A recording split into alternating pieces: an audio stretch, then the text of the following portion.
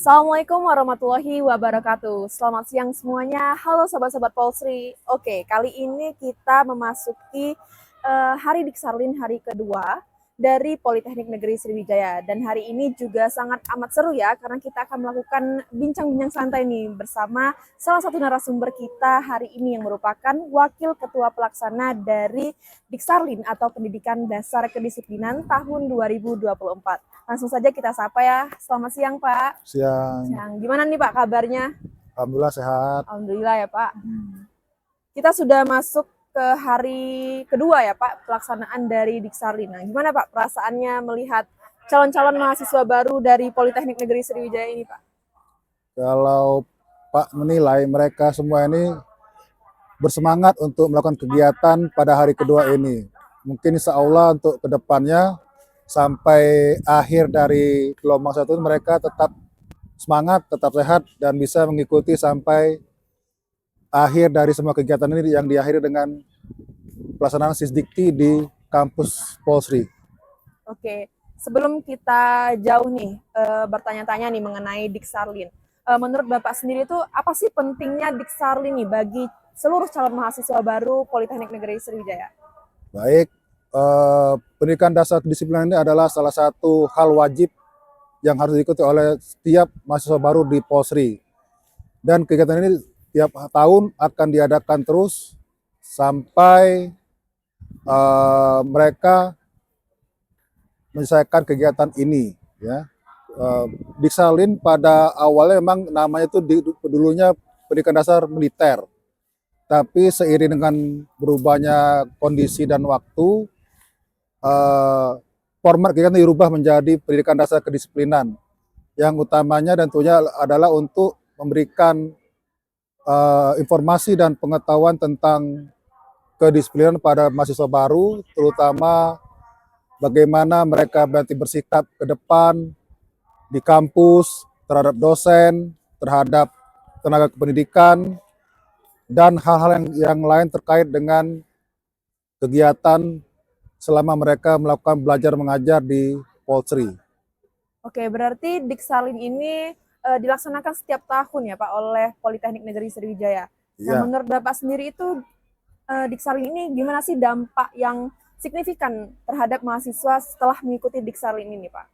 kalau dampak signifikan terhadap kegiatan belajar mengajar, mereka mahasiswa baru ini lebih bisa menghormati kakak kelasnya, bisa menghormati dosen, kemudian mereka bisa melaksanakan atau datang ke kampus dengan tepat waktu, sehingga kalau anak-anak baru ini umumnya mereka kuliah tepat waktu, baik datang maupun ketika mereka pulang dari kampus.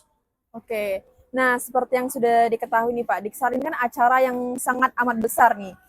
Gimana sih Bapak bisa terpilih jadi Wakil Ketua Pelaksana dan kenapa Bapak bersedia nih untuk dipilih jadi Wakil Ketua Pelaksana Pak? Baik, kalau kenapa Bapak mau, memang ini kan kegiatan tiap tahun selalu Pak ikuti. Jadi setiap tahun Pak selalu ditunjuk untuk menjadi panitia Diksarlin sejak tahun 2008. Tapi kalau sebagai wakil ketua atau ketua, Bapak ditunjuk dalam beberapa tahun terakhir ini saja, nak. Jadi untuk wakil ketua baru 2 kali ini. Dan kenapa Bapak mau? Karena memang ini kan tugas dari pimpinan pertama. Kemudian memang Pak suka dengan kegiatan seperti ini dari dulu. Karena memang kalau kita ngikuti capek sebenarnya. Tapi tadi karena Pak tuh suka, kemudian memang bisa membawa dengan anak-anak, kemudian bisa membawa dengan kawan-kawan juga sesama dosen. Inilah ajang kami untuk silaturahmi sebenarnya. Oke, berarti juga sebagai bentuk pengabdian ya Pak? Ya, Untuk pengabdian jadi kepada kampus. Oke. Nah, untuk mengatur acara sebesar ini nih, seperti Diksarlin, itu pasti ada persiapan yang sangat besar itu. Nah, kira-kira apa sih Pak persiapannya sebelum memulai Diksarlin ini? Ya, pertama-tama kan kita kan ditunjuk sebagai panitia Diksar ya. Kemudian selanjutnya kita berkoordinasi dengan pihak yang akan melaksanakan kegiatan ini, yaitu pihak Kodam. Nah, kita selalu berkoordinasi dengan Kodam, apa-apa yang perlu dipersiapkan, kemudian apa-apa yang diperlukan selama kegiatan ini berlangsung. Dan sebelum hari H, itu biasa kami itu selalu rapat koordinasi dengan pihak Kodam dan juga panitia dari dosen pendamping atau dari mahasiswa pendamping. Karena kita selalu berkoordinasi, selalu berkomunikasi. Jangan sampai kita itu pada saat pelaksanaan itu akan terjadi hal yang kita inginkan, ya.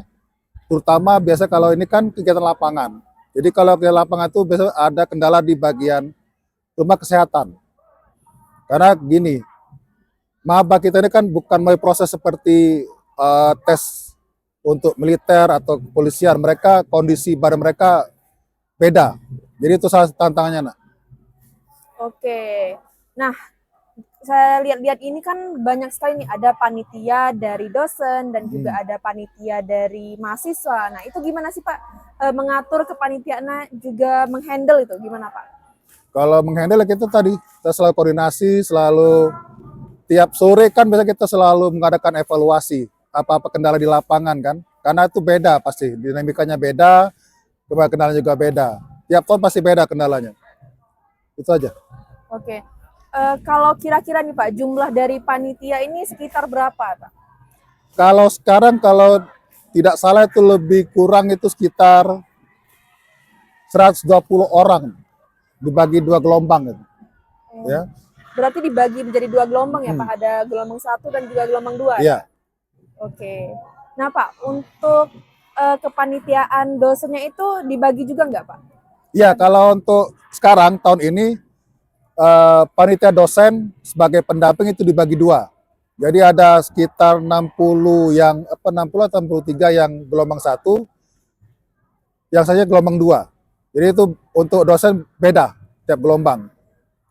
Oke. Nah, untuk kepanitiaan mahasiswanya sendiri itu juga dibagi ya Pak berdasarkan UKM dan juga jurusannya Pak. Boleh jelaskan Pak gimana itu pembagian dari kepanitiaan mahasiswanya Pak? Kalau panitia kemahasiswaan itu memang kita mengajak HMJ, mengajak pihak BEM, kemudian UKM digabung untuk membantu kita dalam pelaksanaan Diksalin tahun ini, ya. Jadi kalau untuk koordinasi mereka Pak selaku wakil atau Pak Tegar itu kita bisa memanggil langsung ketua BEM dulu. Kita koordinasi, kemudian pihak BEM mengusulkan nama-nama panitia akan ikut, ya. Jadi kami juga koordinasi dengan pihak BEM dan HMJ terutama, ya, untuk merekrut siapa saja yang bakal menjadi panitia pendamping Diksalin tahun ini. Oke. Nah, untuk hambatannya itu apa sih Pak? Kan acara ini kan besar gitu. Merupakan acara yang ditunggu-tunggu nih setiap calon mahasiswa baru atau Camaba Polsri 2024. Nah, itu hambatan yang paling kelihatan banget tuh apa sih Pak? Misalnya apa misalnya hambatannya? Kalau dari dulu ya kita mungkin komunikasi itu hambatannya, nak. Kemudian ada beberapa dari kita ini kan memang itu bukan ke sana. Apa hobinya itu apa memang dia tuh karena kan ini kegiatan kan ini kan di lapangan. Di lapangan ini banyak kendala, kemudian cuaca panas. Ya banyak beberapa pendamping itu memang kurang nyaman kayaknya. Seperti itu. Nah, kalau dari setiap mahasiswa itu gimana Pak? Apakah mereka saya lihat ada yang izin, ada yang sakit. Nah, itu boleh dijelaskan nih gimana? Kalau misalnya dia itu sakit, dia tuh dianggap izin atau memang akan digantikan ke gelombang kedua, Pak? Kalau sekarang ini, kalau dia sakit, dia harus ada surat sakit dari dokter atau dari rumah sakit, ya. Apabila dia masih bisa datang, dia harus datang. Karena kalau dia tidak datang, 4 kali dia absen tidak datang, dia gugur atau tidak lulus. Dia akan mengulang di tahun depan. Berarti Diksalin ini bersifat sangat wajib ya Pak untuk para calon mahasiswa baru? Sangat wajib.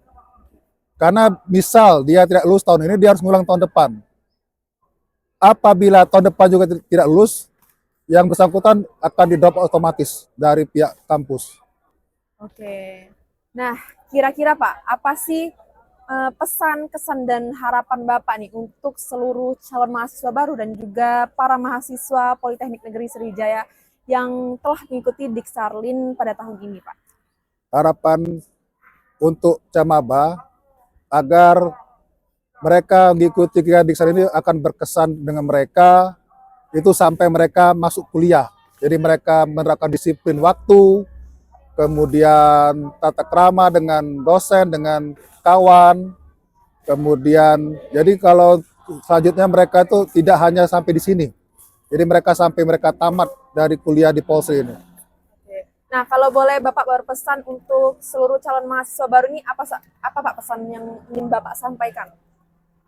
Semoga mereka menjadi mahasiswa yang berprestasi, kemudian mereka unggul di akademis, misal pun mereka ada kegiatan lain, utamakanlah untuk akademis. Oke.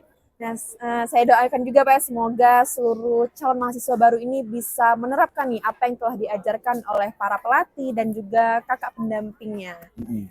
Sebelumnya saya terima kasih ya Pak sudah menyempatkan waktunya untuk berbincang nih bersama kami di sini. Semoga juga acara Diksar ini sukses hingga ke depannya. Oke, mungkin itu saja ya perbincangan dari kami. Jangan lupa untuk menyaksikan Diksarlin di hari esok-esoknya. Baik, sekian dari saya Karimah Saraswati dan juga ada Pak Maifi. Pamit undur diri, terima kasih dan sampai jumpa.